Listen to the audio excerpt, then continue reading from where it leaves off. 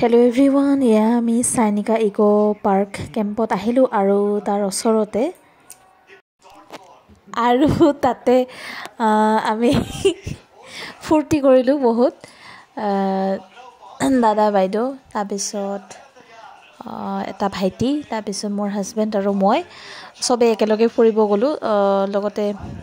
ব্ৰহ্মপুত্ৰ নদীখন তাতে আছে ধুনিয়া এটা পিকনিক স্পট হয় আপোনালোকেও তাতে পিকনিক খাবলৈ যাওক আৰু এনজয় কৰক বহুত হেয়াই তো আমি এনেকৈ এনজয় কৰিলো আৰু মোৰ হাজবেণ্ডে অলপমান ধেমালি কৰি আছিল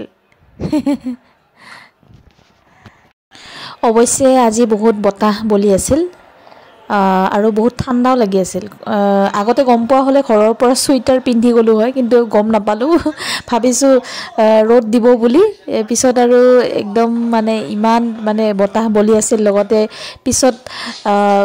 যেতিয়া আমি ঘৰত যাব লাগে তেতিয়া বৰষুণ চিপ বৰষুণ পৰি আছিল তো তাৰ পিছতো আমি তেনেকৈ ঘৰলৈ আহিলো ফাইনেলি